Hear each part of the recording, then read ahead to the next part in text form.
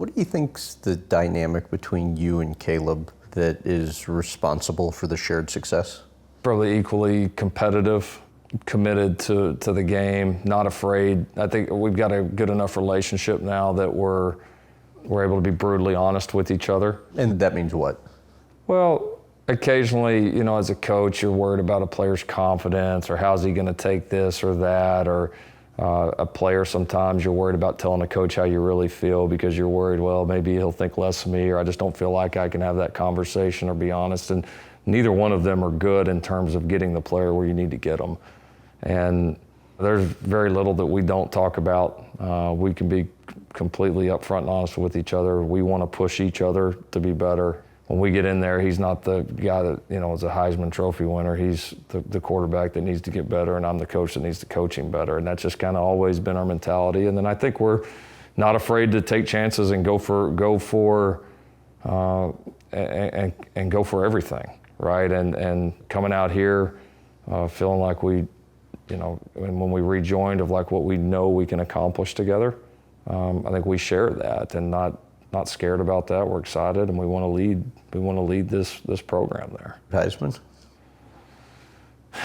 Who knows, man? Who knows? It's not the team awards, and those are the most important thing to me. But I also know that it's a really, really special, group to be a part of, and to see like three different guys, three different families, three different teams, like to see that happen, because it is so rare. It's been fun to be along for the ride.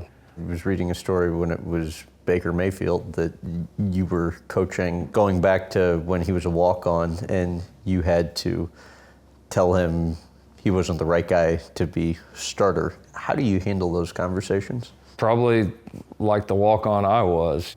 I didn't get all the fluffy stories and the recruiting pitches and all that, right? That probably some of it comes back to my dad's honesty and my mom's willingness to do whatever it took and not being afraid to have the tough conversations. Same with regards to punishment? Mm-hmm. Because I know you had to punish, Baker once. Yep. How do you figure out what's appropriate in those situations and then how to articulate it?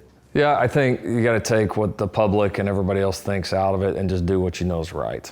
And what you know is fair, and not worry about, especially in terms of punishment, not worrying about the game, not worry about anything competitive, just do what's right in that instance, and be able to compartmentalize the rest of it. And having the conversations, tough conversations, like tension-filled conversations, they don't bother me. Clark would actually say that I enjoy them. It doesn't. Do you? Probably in some sick way, yeah. Okay, explain that. I don't know. I enjoy uncomfortable conversations. I just do. Because I think most of the time, uncomfortable conversations are where shit's getting done. And it probably goes back to my efficiency. You can have the nice, comfortable conversations where everybody just bebopping along and nothing gets done. Let's have a result off of this. Have there been times, though, when you knew you needed to say something in a certain situation and you let how uncomfortable it was get the best of you, so you didn't end up conveying what needed to get conveyed? Yeah, I did. I would say my earlier years as a head coach at OU, I did too much.